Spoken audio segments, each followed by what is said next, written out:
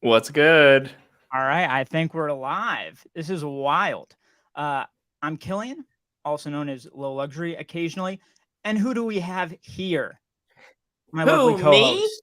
You. Hey, everyone. Friends, welcome to Low Luxury. That's not true. Welcome to the Bias Cut. My name's Christian from the Brave New Wear Show, and this is episode 1 of the Bias Cut podcast, not to be confused with episode 0. This is our very first live episode, Killian. This is the real one. This is the real Yeah, deal. the last one I was joking. And this one, you know what? I've got butterflies. I'm nervous. We've got I'm ready. I'm like an excited. They're, audience. they're good butterflies. Yeah, we've got an audience of like 100,000 people watching us right now. Like the world is watching, They're and I making just their hope way. you don't Word's screw getting it up. around. No, Yeah, we won't. How could uh, we?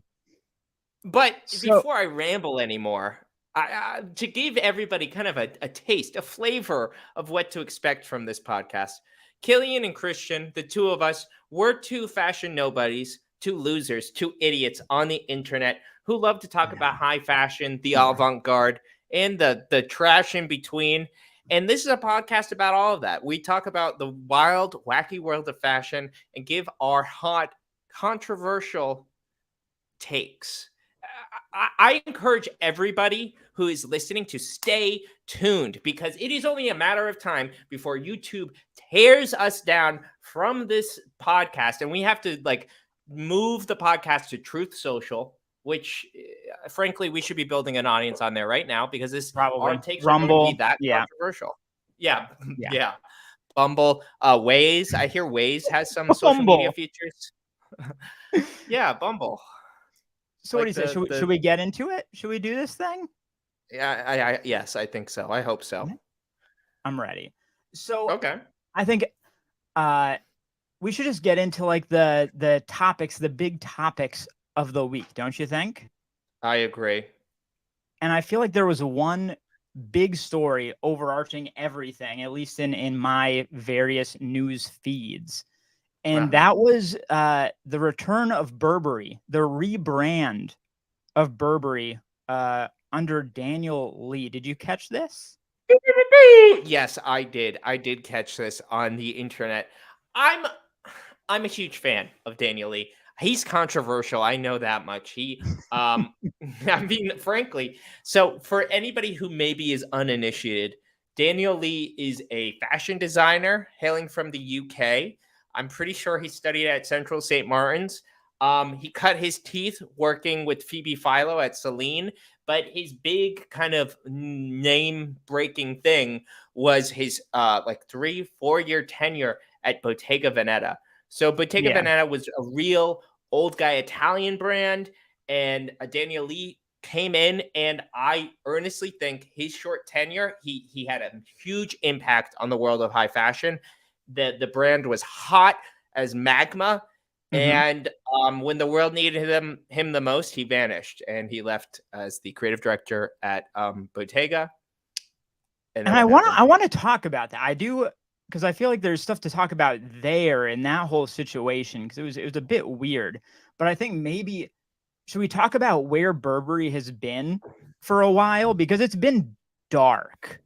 I did a tier list, as fashion YouTubers are wont to do recently, where I looked at the most recent collections by a bunch of brands. And I think at the time, the most recent Burberry one was spring 2023. And that was Riccardo Tisci's last collection with Burberry before Daniel Lee comes in.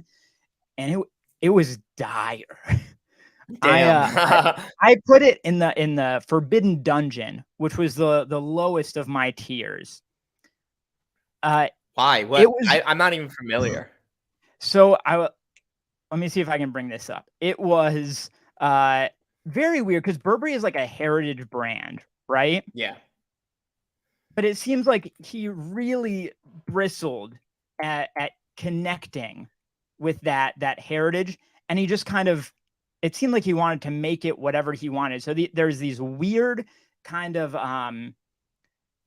he's trying to twist himself into the heritage, and then you just take a left turn and be like, I'm going to go do what I did at Givenchy, the house I was at years and years ago. Yeah. And so, while Killian's pulling this, yes. go ahead. Let's see it. Let's see it. So he's trying to do the Novacek. Yeah, we're looking at pictures from the 2023 Burberry Spring Collection. We're zoomed in on a lady. She's got khaki pants, like all the way up, very wide, and then she's got like that classic Burberry like check pattern. It's like a sheer top. I don't know. I mean, so that's the start of the collection. A lot of the classic Burberry khakis and Novaceks and all that stuff. And then look at what happens. I mean, I don't mean to laugh. I don't know. So here's the thing. I'll say it's like a mesh overlay t-shirt, kind of like Vetements-ish, old Givenchy-ish, with the Novacek kind of hamstrung in. And in many other situations, this kind of stuff would be like, oh, that's kind of cool. But in this situation, it just doesn't feel right, does it? No.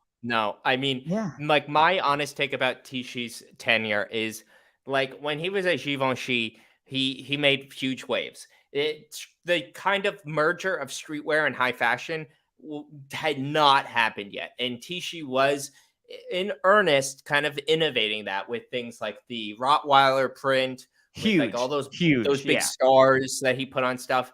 And he was something of like a celebrity designer. Like he was hanging out with Kanye, and that's how he designed the cover for Watch the Throne. He was a big name at Givenchy for a while. And I can see that Burberry kind of thought, well, after what's his name? Christopher Bailey left, they're like, what do we do? How do we get like that energy back? And they tried to pin their hopes on, I guess, like basically the rise of streetwear. That's how I perceive it. They said, okay, streetwear is big, so we just need to make Burberry streetwear. But I think you're right, where Tishi maybe just missed the mark because he just didn't bring in kind of the classic Britishness. He kind of tried to make it. Here's where this comes in, and I think where it ties back into the rebrand, because especially in light of these most recent Burberry collections that we've seen, I think maybe they're one of those brands like Chanel or something like that, where they have their lane, they have this heritage, they have to do this thing, and it's how do you have fun within that? How do you stick to what this brand's great at and also enjoy yourself? Which Daniel Lee is apparently fantastic at. He has a great track record so far, right? Listen, I'll just say this about Chanel. Let's say you got your old ass brand that nobody cares about. You bring a hot young German designer called Karl Lagerfeld. He's going to put some rocket ships in the runway. He's going to put people in mini skirts. He's going to reinvent the luxury brand. And maybe we're going to see that with Daniel Lee. Here's some of my hot takes about why I think Daniel Lee is going to kill it. For one, I think he's got like that. He just has like a real emphasis on like silhouette and kind of like texture over, I don't know, print or design, like kind of minimal. And I don't want to use that phrase, but it's kind of like the Phoebe Philo school of design. He really adopts that. He's already said he's bringing the Britishness. He is from the UK, and I think that, frankly, I think he's going to have a better sense of translating that heritage than Tishi ever would, because that guy's Italian. And the third thing is, frankly, I think Tishi's like I think he's still a great designer, but I think kind of his star moment has passed. But Daniel Lee's like design sense is what's hot right now. I've said this in multiple videos. I think his influence and how everybody's copying it people aren't really recognizing or giving it the credit. Maybe they are, but I think his design sense is really desirable right now. I mean, response. People love it. I respond to it. I've always been a big fan of his design, but I think we'd be remiss not to just at least touch on the kind of elephant in the room with this stuff. Because like, what's your understanding of the circumstances under which he left Bottega Veneta. Oh, okay. So, and this is, I don't know. I don't know if I'm speaking out of turn, but I don't know either. It's I don't tough, know. right? I don't know. I don't know. I used to work with somebody, and like I was just like in the office one day when I had a job, back in the day when I had a job, and I was talking about something Bottega, Daniel Lee, and then my coworker was like, "Oh, Daniel, I know that guy. He's like great. I used to work with him." Okay. And that was her representation of him was not what I heard from like Women's Wear Daily. Right. The kind of gossip is that Daniel Lee would only work at crazy late hours. He was demanding, he was rude, and like a lot of like old-timey Italian dudes who were working at Bottega Veneta for years, like Italian, like leather workers, whatever, they quit because they could not deal with Daniel Lee. He was disrespectful, apparently. He was rude. He was like real big Steve Jobs energy, like demanding and psychopath kind of stuff. And that was my understanding, was that essentially there was kind of a mutual departure, but there was a lot of Bottega Veneta's like, yeah, our brand is red hot now, but nobody can work with this guy and he's got to go. And it's one of those things that's weird because I feel like in another era, that's the type of thing that would have just been unspoken and kind of whispered about in the industry. But in the kind of day and age that we're in, it feels like the brands and maybe the people, the employees also feel like we have to explain why we can't do this. We have to let the world know what's wrong with this person, which is fair. I mean, it's a good thing to be transparent about this stuff. It's just, it was interesting to see a brand be so transparent about generalized diva behavior. Yeah. Right.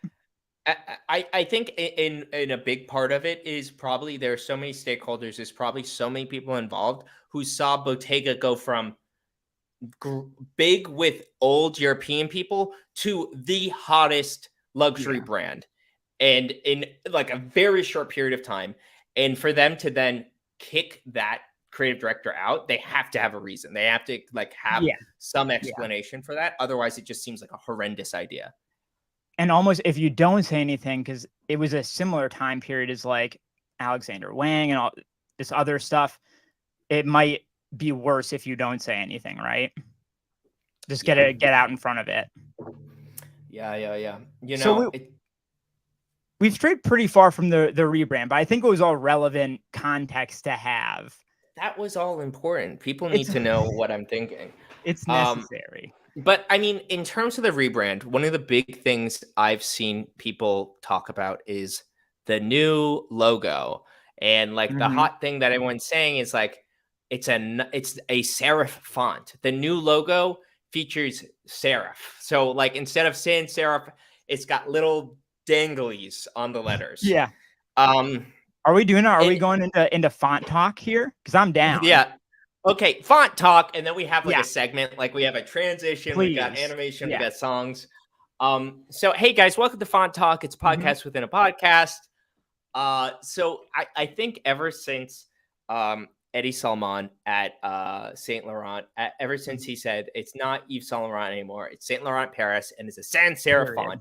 I think after he did that, and it was wildly successful, every other like high fashion brand was like, okay, so the secret is, and I mean like everyone, the secret is you take your font and you make it a sans serif font, like and not just sans serif, like big bold, just like hit that bold on the font selector, you know?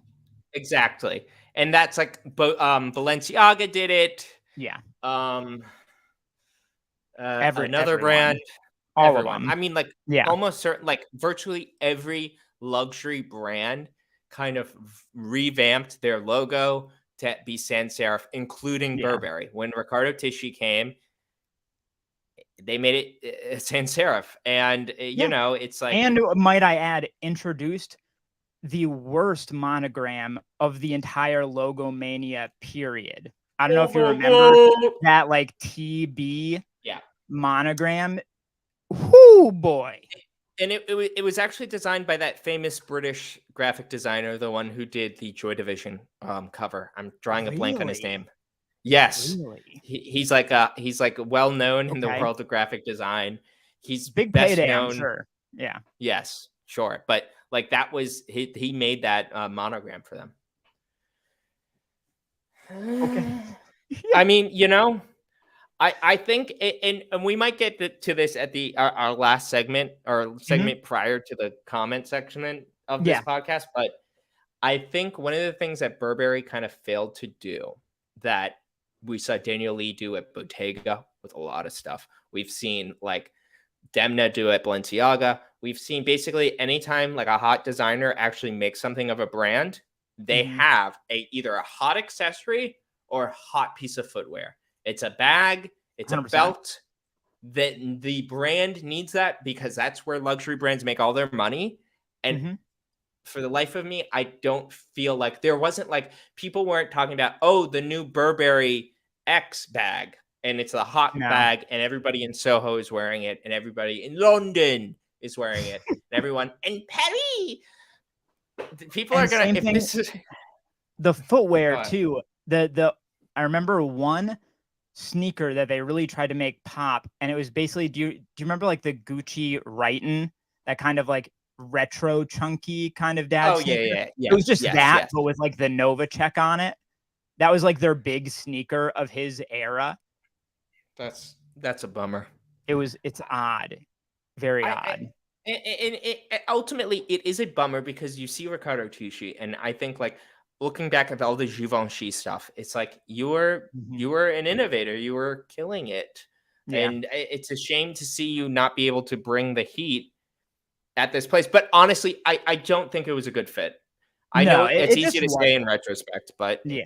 it just even when he was announced, I'm like, oh, cool, but I don't know.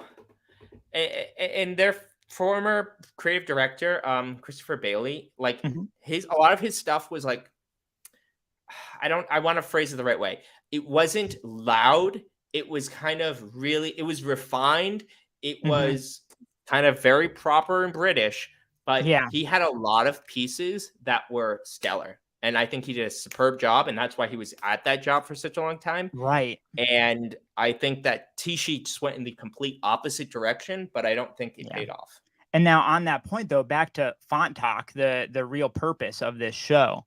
Mhm. It's honestly crazy how much a font change can indicate, how much that can communicate, because seeing the new serif font, it Yeah. does automatically evoke this sense of I don't know, timelessness, classicness, heritage, all of those, kind of nostalgic words, right? Old time. Makes you realize that they're thinking about that history of the brand again. Like they've got that on 300%. front of mind. Yeah, and just as a quick aside, we Mhm. did get a comment from Isaac. Isaac, what's up? It's Peter Seville. I'm almost certain he's right. That's the name of Okay. the famous graphic Graphic designer designer. Beautiful. who did the Joy Division cover Thank and you. the Burberry logo. I agree 100%. I think that the new logo design for Burberry, adding those little serifs in, definitely imbued kind of that heritage vibe. And, I think that ultimately it's kind of silly. It's like the thing about fashion and about anything, anytime it does anything you do in design, you Mhm. want to do something hot and new, do the opposite of whatever anyone else is doing. If Right. everybody is still copying Eddie Salmon with like modern, minimal, skinny little whatever, you Mhm. just do the complete opposite and it's already going to come off as novel. And I saw like a bunch of posts of people being like, brilliant, genius. This is incredible. I can't believe it. He put serifs back on a font, but it looks a little novel, and it makes the new brand. It makes it seem like it's going to be exciting. I agree. And I mean, I think that's all there really is to say. Because all we get is just this taste of the rebrand, right? And it's just a hint of what they've got in mind for the direction. And I think it's exciting. I agree. Well, I'm stoked to the max about it. So I wanna ask you a question. Okay. You were talking about how brands, they need to have hot products, a sneaker or a bag Uh-huh. or something. Yes. you were telling me that there is a hot new product Yes. just exploding all over the city. Correct. And you're dying to tell me about it. I am. I'm dying. Tell away. No, you know what? Actually, Killian, you talk more. You talk more and build this up so I know where we're going with this. Okay. All right. I want to talk about the AirPods Max. Oh, yes. Yes. Okay, I do actually understand this. The hot new accessory that's sweeping the nation. And it's interesting. I mean, so we were just on Font Talk. Now on Tech Talk. Yeah, this podcast. Our fashion podcast is going great so far. Yeah, it has a lot of angles. Yeah. Well, this actually happened. I think we were messaging earlier. So, when I came back to New York after Christmas time in January, I get on the subway and everybody has the AirPod Maxes. Everybody, any walk of life. Every time I go on the subway, anytime I go into the city, I see multiple people wearing AirPod Maxes, and these are like $500 headphones. $550 maybe, like $550 around there, yeah. They're not like Sennheisers. They're not like your audiophile maximum pieces of like hearing. These are essentially a luxury product by Apple with, a superior build quality and I guess good sound, but it is fundamentally a luxury item for flexing, kind of, and everybody's flexing on me. And it's driving me nuts, dude. And given that it's a luxury item, that means we're entirely in our element here to talk about it, and therefore the Tech Talk is warranted. I have to say, I was surprised to hear you say this. What? And I know there was a High Snob article about this as well. Like they're really doing well, but it is not hit my neck of the woods. I'm barely a state north of you, right? And up here, it's all North Face jackets all the time. And that's pretty much the extent of what I see in my day to day. So I was surprised when you talked about how much these were popping, especially considering the luxury price point. I mean, I promise you, if you are in Brooklyn, anybody listening, all 100,000 strong, if you go, like you wake up, go to the subway during rush hour, I promise you will see minimum 3 people on your train with these on. Like anytime I see people going to work or going to do whatever stupid thing they do, people are wearing these. In the High Snob article, Killian, can you pull up the Instagram post I shared? Yeah, absolutely. I'm on it.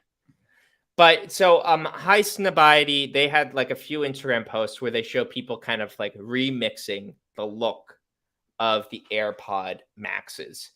And by that, essentially, it's like right now we're showing on screen. It's like a customized version. They made it look like some kind of big alien egg. It's cool. Like that's a cool look that they did. And I just like the fact that we're already seeing stuff like this kind of really signifies to me how much of this is a fashion accessory. It does. And I noticed, I looked these up when you were telling me about them, and they have the color selection on these. It's clearly they're trying to be fashionable. They're picking color profiles that are going to work with actually with looks that people are actually putting thought into. They're not meant to be just something to throw on and listen to music or whatever. They are to be worn and to be seen. They're meant to be seen. Yeah. And I mean, that is, it is quintessential Apple.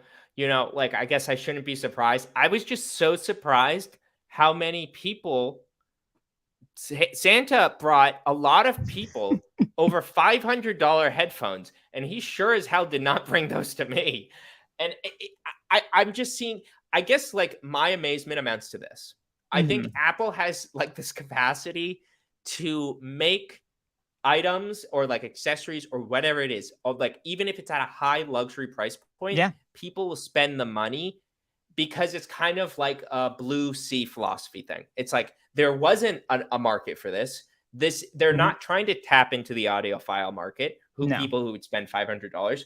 They have a capacity to make a new market of people who will spend over $500 on a pair of headphones because they work so seamlessly with everything else, because they're made out of aluminum. That's the crazy thing is I did my research for this topic, and I went and I read an audiophile review of these headphones with like graphs of, you know, where the bass is, where the treble is, all that good stuff. And the weird thing is, it was like, yeah, they're way overpriced. They're about twice as expensive as things with a similar sound profile. But this reviewer was legitimately quite happy that Apple is normalizing the idea of spending $500 on headphones. They were like, that's actually good for the audiophiles of the world. That's now normal. Like woke.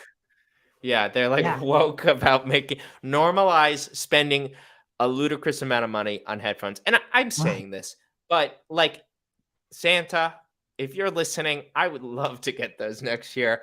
I want a pair because what am I using right now? I'm using the AirPod Pros. And yeah, I know. People sneer at me on the subway now. They like throw shit at me, and it's a huge bummer. But that's my AirPod Max talk. I just thought everybody needed to know about my like how irate I'm getting, and how fundamentally I think it is, at least people are pulling them off like it's an accessory. I only see young, hot people wearing them. I do not see ugly, old people wearing them. You heard it here first. Yes. I love it. So I was just reading about something else that's popping off right now. Yeah. And that is Prada, the brand Prada. Yeah. Yes. So I think it's Lyst. They do LYST. They do their like kind of power rankings for how often brands are being searched for and stuff. And Prada has like skyrocketed up that list. On another note, Balenciaga has tumbled like 10 places or something like that. We can touch on that if we want to, but I do want to talk about the rise of Prada in the modern era. Do you have anything come to mind here? Anything you'd attribute it to? I have a million things. Yes. I mean, the first thing I want to say is every Raf has their day. So, I mean, so Raf Simons, he's like a designer that I assume nobody who watches either of our channels know about. So I'll give you a brief rundown. Yeah. He's this Belgian dude. And he's kind of like, I don't know, he's weird. He was at Dior. You probably never heard of it. He was at Jill Sander. Never heard of it. TLDR about him is, it seems like Raf has always been the critically acclaimed designer who has kind of struggled commercially. And I say that because, like, at Calvin Klein, he was the creative director of Calvin Klein. For one brief shining moment, people cared about New York Fashion Week. Don't sell him short. Don't sell it. You know, the name. It's Calvin Klein, 205 West, 39 NYC. Yes, that's no wonder that failed. Yeah, only a Belgian European guy would think that's the market. But he was at Calvin Klein as a creative director there, and everyone in New York is like, yes, finally.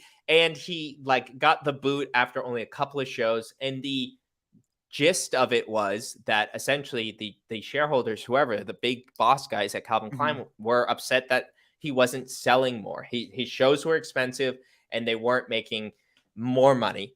And so he got kicked to the curb there. And the other recent news was the Raf Simons private or like namesake label has shuttered. So that label is donezo. Which was incredibly surprising. Like, I don't know about you, I did not see that coming. I mean, I am kind of surprised by it, but it goes to show what lengths people will go to inflate the archive market. They said, you know what? Just stop making Raf Simons clothing. And then, you know what? As soon as that happened, I saw an interview. I believe it was A$AP Rocky. It was like within a week of the brand announcing that they're closing. And they were asking him like how he felt about it. And he's like, yeah, it's too bad. I've already started archiving all of it because it's going to be worth crazy amounts in the future. Like Yes. immediately he was like, we're putting that away. We're saving it to send it off to Justin Reed in a few years. You know what I mean? Yeah. It is hilarious to think that like Raf Simons brand shutters, and then like a million reporters show up at ASAP Rocky's house, and they're like, Mr. Rocky, we need your take on this. You are the authority. As you once said, Raf Simons, Rick Owens. Usually what I'm dressed in. Okay, let's try to get back on track. Yes. Raf Simons, he's just always crying. He's always so sad because he does all this cool esoteric designs that people only care about in retrospect.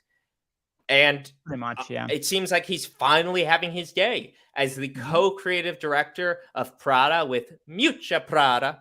And I would say very clearly being groomed to be the sole proprietor of Prada. They're making moves, they're changing their leadership structures, they're putting like their kids in, I think, in like ownership structures. It seems like they are on their way out, the Pradas, right? That generation.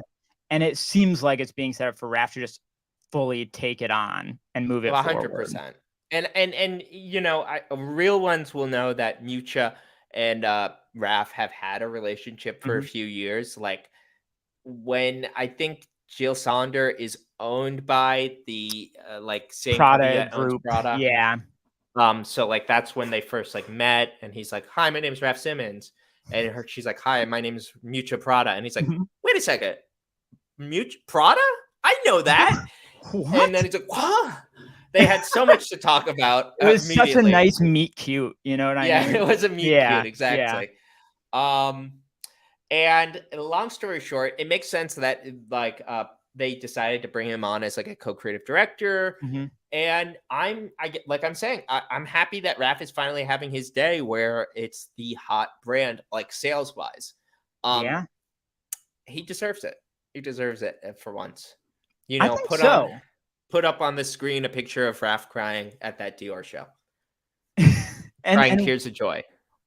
Weirdly, I think he's made it more commercial in his time being there. Like there's something that has always felt somewhat anti-commercial to me about Miuccia Prada's work.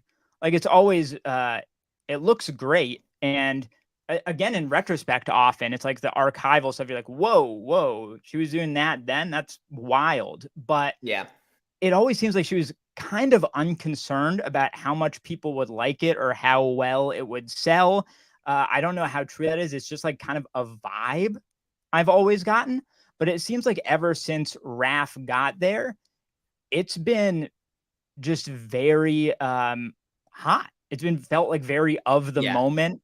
That collection with the like Jeff Goldblum and what's his name from Twin Peaks and all that stuff, like that was an Instagram worthy collection, you know? Straight up.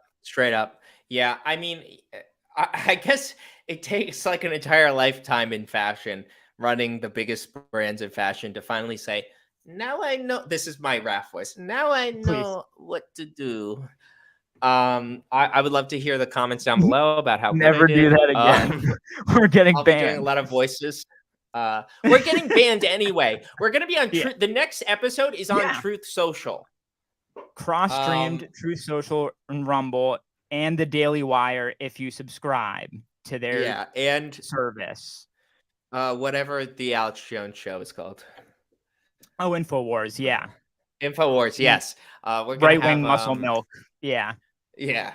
And I'm gonna be even redder than I am for that episode. I'm gonna you do kind of look like a frog of a certain persuasion. Oh, guys! You feel me?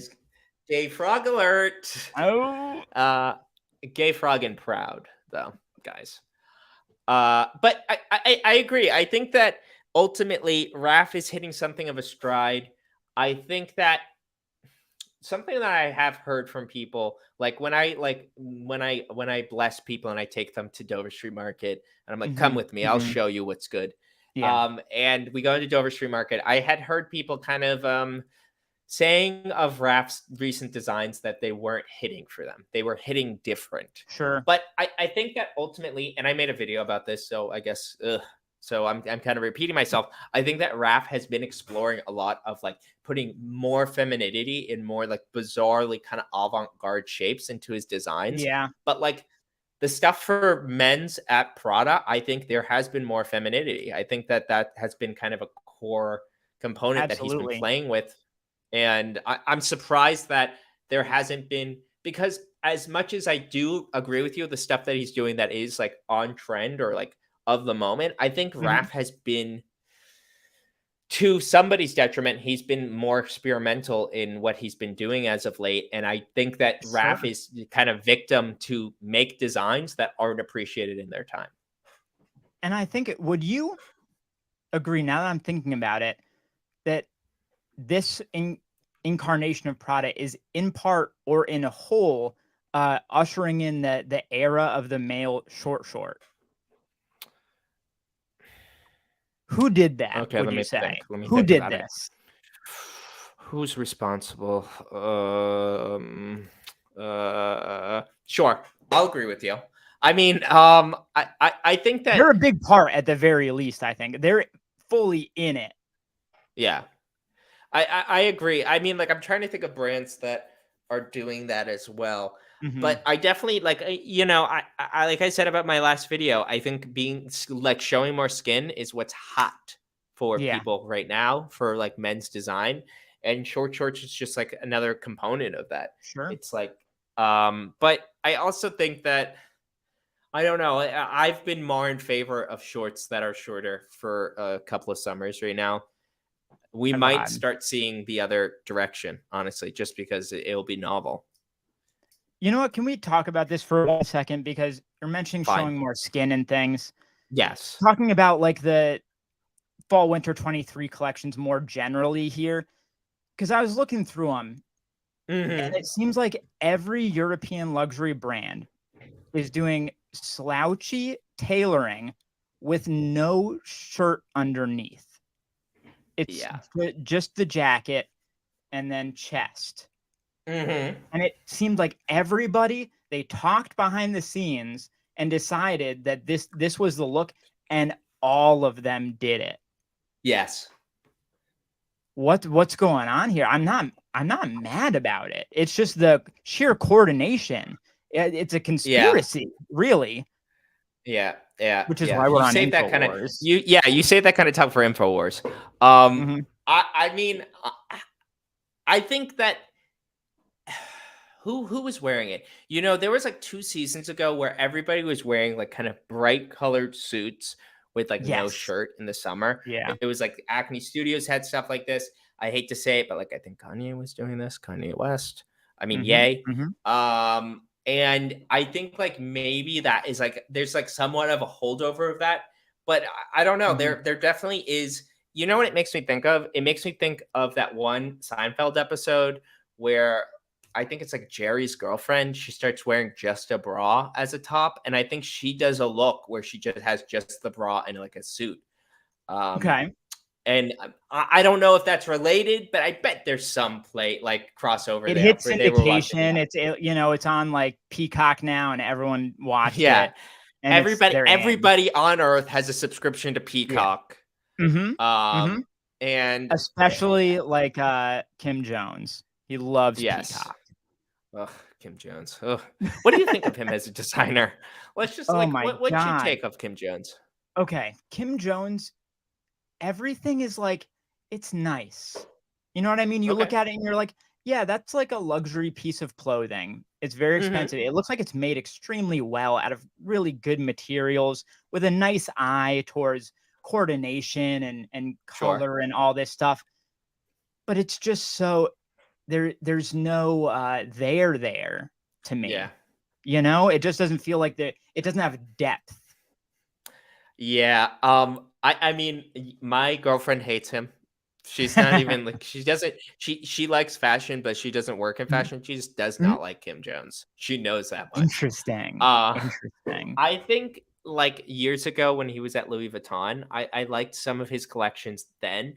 They felt Mhm. more novel to me then. And even Yeah. Yeah. prior to all of the streetwear stuff, I'm talking years back, like when we were both just little baby boys And I used to think like some of his stuff is kind of cool. I like this.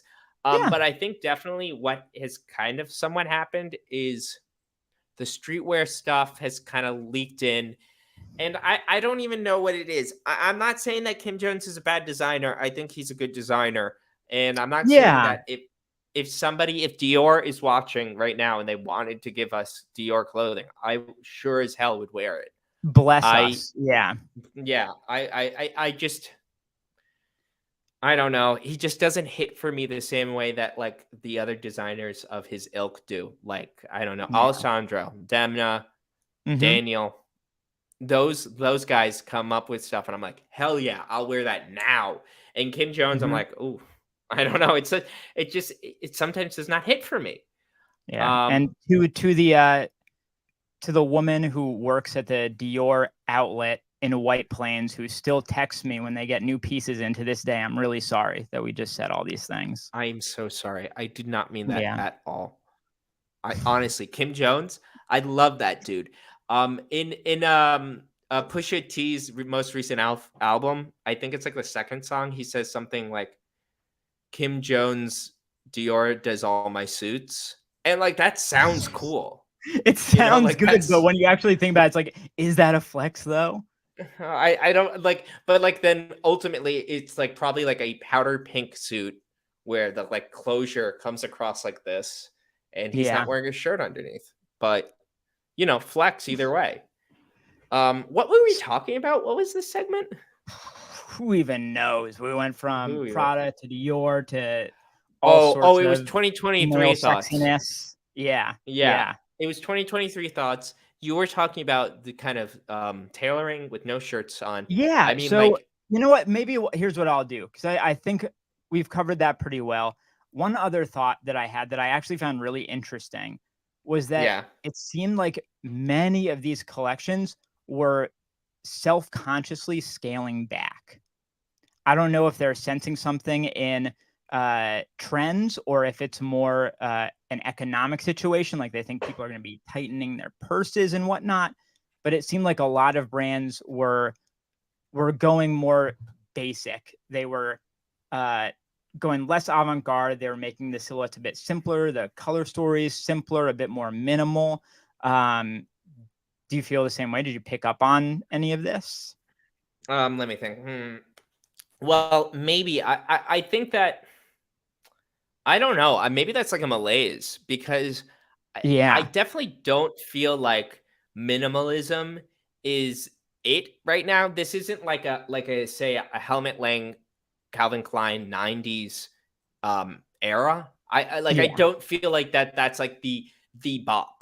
But right. Maybe it just has to do with like color not being the focus, because like I made a video recently. I talked about fall winter 2023 for men, and I tried to make the video go like viral. I tried to make it go viral by saying it never it's works, like, does it? It never. It literally backfired. It was a horrible performing video. But I was saying like, why is men's fashion getting sexier? And my answer is men's fashion is getting more feminine, and there's a lot of earnestly interesting kind of developments in that, like we see from like JW Anderson, J Dubs, like the stuff that he's doing at Loewe, I thought was really novel. He's basically taking a coat and making it a dress. I thought like the stuff they were doing for Alexander McQueen, I think they've been killing it for a while, but like this recent stuff, it's super feminine and interesting. Yeah. And I saw that as the prevailing trend throughout, was just like there's and Acne Studios, which I want to talk about in another video. Oh, very much so. Yeah. Absolutely. Yeah, that was like very full on feminine men's looks. Like we're talking that was like tube tops and stuff. It was out there to the point of like Animal Farm, that level of allegory, like that in your face. You know what I mean? Yes, I agree, because it was very transparent what they were doing. I agree, and I think it was one of their most interesting collections. But like that, I think was the prevailing theme I saw for a lot of stuff. Was just there was a level of femininity in like all of the notable men's designer looks. Rick killing it as always. Rick Talk. I thought his collection was really cool. So I'll call out one. The one that okay. really stood out to me was Marine Serre, because her spring collection, it was dire to me. It was like weird swimwear, kind of loungy stuff, but this one was a really good return to form. She does lots of like regenerated stuff, I think she calls it, like cut and sew old fabrics and quilting and carpets and stuff like that, and some really cool silhouettes and cool pieces in that I was really happy to see. Can you pull that up? I don't mean to make you do extra work. And I'll continue to describe it for all of our audio listeners. And maybe asking you to pull things up is a horrendous thing for me to do on a podcast. But this is episode 1. I don't know what I'm doing. What does everyone think of my outfit? I love it.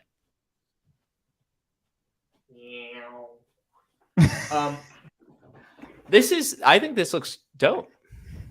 Super cool. Kind of like the color's almost like a muslin type of color, very simple, but then is weird, just cut and sew asymmetrical designs and interesting, very feminine. Very feminine. Like we see male models wearing very feminine pieces. But like honestly, absolutely. I think this is grailed territory. Like these are grails. Like absolutely. I think these are like a lot of really cool pieces. I definitely like those kind of patchwork cut and sew stuff. That one piece, hold on, sorry, can you go back for a second? Absolutely. The men's piece? No, I'm sorry. The guy in the beige shirt. I just thought it's so bizarre to see avant-garde look, and then like dude. Like that's just a guy in a shirt with a belt. But there's a lot of looks. There's a lot of looks. Well, it's all product, right? And that's the thing that I sometimes run into with these is sometimes I knock designers when they don't have enough to show. Like it feels like the same variation on like a single theme for 60 looks or whatever. And then I'll see other collections where I'm like, everything's out of left field and nothing is working together at all. And I don't know where the right point lies sometimes. Yeah, I mean, experienced eyeballs, like the people who are like editors and buyers, they have a good eye for seeing that kind of thing where it's like they'll see collections and they'll see like looks or pieces that are clearly the storytelling, the kind of window dressing, and then there'll be like a piece where it's like, oh, obviously that's the one that you expect all the buyers to pick up for like Bergdorf and whatever. Like there are definitely designers will always have that.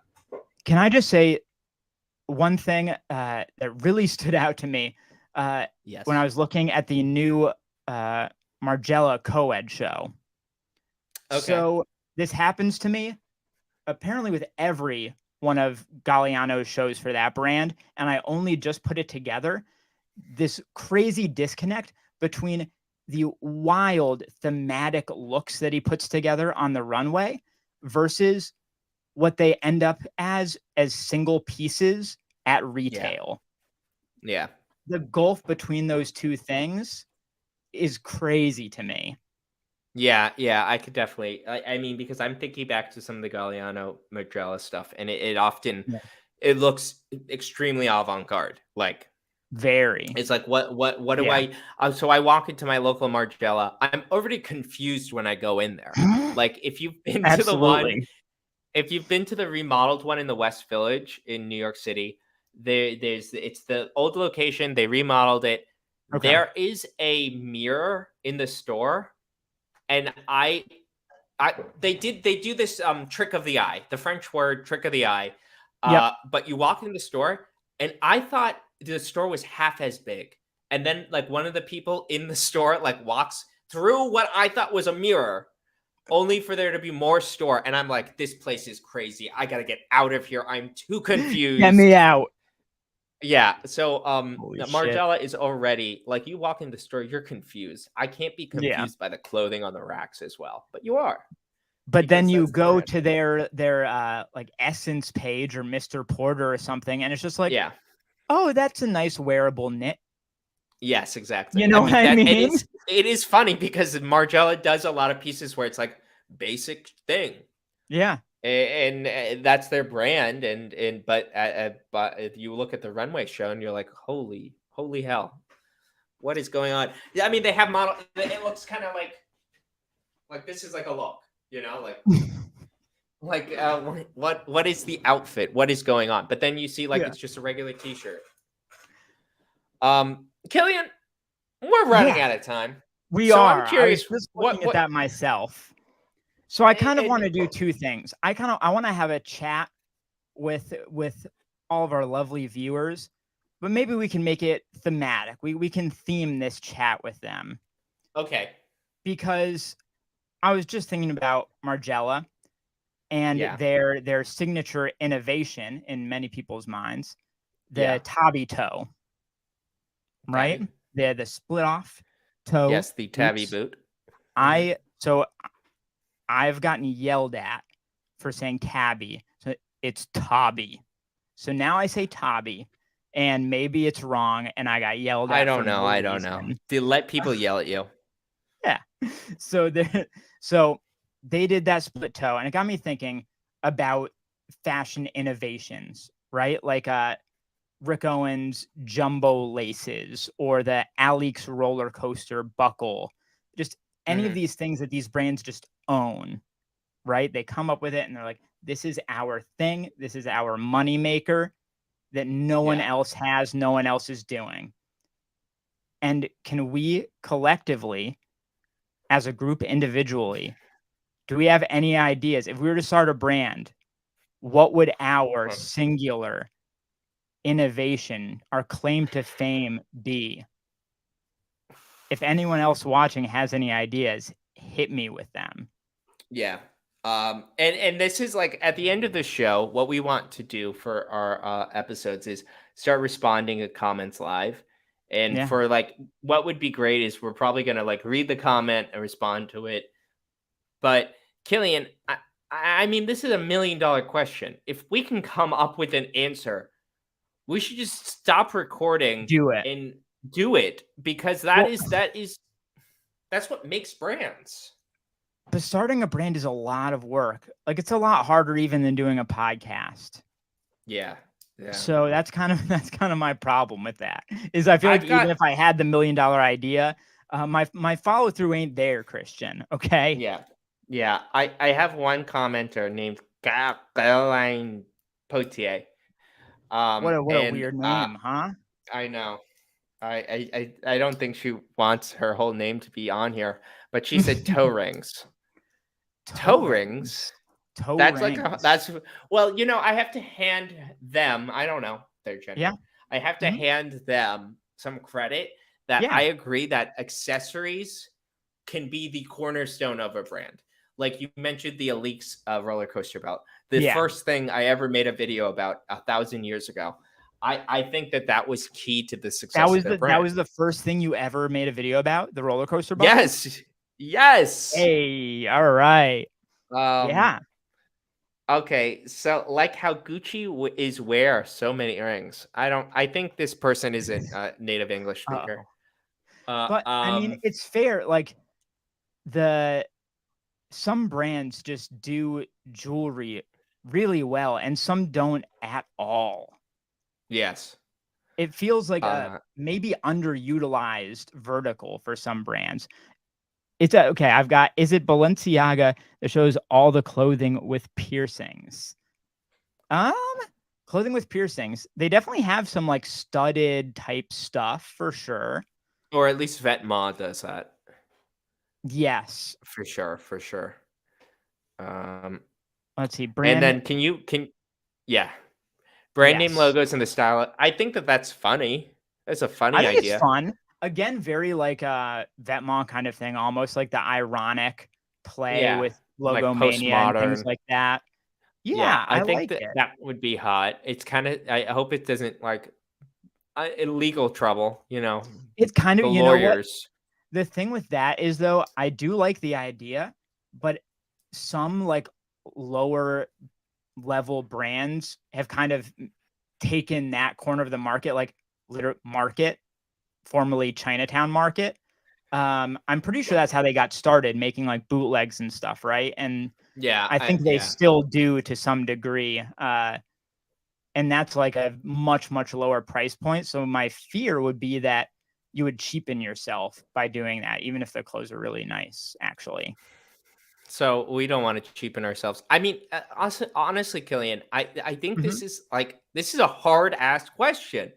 Yeah. And I'm gonna have to take it home and do homework on it before I can just like whip out like this hot new this thing that will kill it, and we can finally do that, and that's what we'll do, and we can stop making podcasts, we can stop making content, you quit your Yeah. job, I can Please. continue not to have a job, and then we could just start a brand and like open with this hot accessory. So I'll give you one thing Okay, that so I you have definitely what's it? can't do, because this is impossible to me. This is not something I would be able to go out and actually do. But I think there must be a lane for somebody to play more with like material science and come up with a new innovative material in some way. Like maybe Ah, I was thinking about, obviously I do a lot of like video stuff and things like that. And I was looking at cameras and lenses and things. And I was thinking about light refraction. And I was like, there must be some innovative way to play with light through fabric.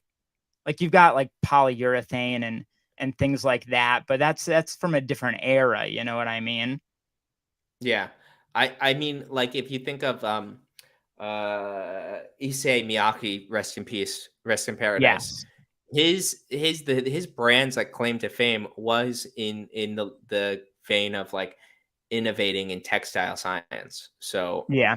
I saw that Kyle said that motorcycle helmet as an accessory, even though you don't have a bike. I mean, we already do that with jackets, so why Absolutely. not? Right? And like even sunglasses and things like that, a lot of the time you're not wearing them for any practical purpose, right? I don't even know. I don't even have a sun. So I don't why do I Yeah. wear sunglasses? Yeah, exactly. And a sun, Um, all it does is like blast off radiation anyway, you know what I mean? yeah. It's like lazy. It like does nothing. It's like The sun's I really could do fucking that. lazy, right? Yeah, it just sits there. I like the idea of a motorcycle has an accessory. Only and this might have changed since COVID, but I don't think you can go into a bank wearing a motorcycle helmet. I think they would Hmm. ask you to take it off or leave. Um, very heavy and probably pretty expensive. Mhm. But you are not gonna get a concussion But it's in honestly, regular is day it to day. that far? Is it that far of a stretch from the like full face balaclava masks that everyone's been wearing for like 2 years It anyway? isn't, and even though that is like so lame and like played out, I Mhm. still want to get a balaclava like that. I want to look like that. I want to be like Can don't I even look tell at me. you, Don't talk to me. What? there have been so many times that I've just been like browsing various storefronts and seen one and been like, now might be the time for me to buy a Now's the time. balaclava, you know? Yeah. But I've never pulled the trigger. I was thinking about wearing one. There's a musical concert I'm gonna go to in the near future, and I'm thinking maybe I Mhm. should wear one to that. Just like go anonymously, go like crazy psycho mode. Well, Um, you're a big time YouTuber, so you probably do need to generally disguise yourself when you go out in public, right? Hell yeah, I am. I mean, we've got Mhm. like a million people watching this Yeah. right now, Yeah. and ding dong, it's around 9 p.m. right now. It's that time. Big K, which is usually when we wrap this up. I Yeah. want to thank everybody who is watching us live and everybody listening to us in the future. Thank you a million times over for joining us on episode 1. You will remember this and you can tell your kids that you are here.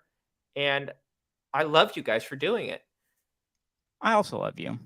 Thank Okay. you all so much. Have a good night, Uh, Christian. you too, Killian. Can you tell people where to find you?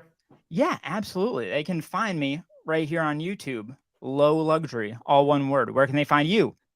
You can find me right here on YouTube, the Brave New Wear show. So that's Brave New Wear. Type that into the search bar and it'll take you to it. Or you can find me on Instagram, which is Christian, my first name, _ Shibetta, my last name, Cibetta. Find me on Instagram there. And guys, everybody watching, all 1 million of you, tune in next week to Thursday at 8 p.m. because we're going to be doing this every week. Every Thursday. All right. I think that's it. All right. Later, everyone. We'll catch you later. Bye. Peace.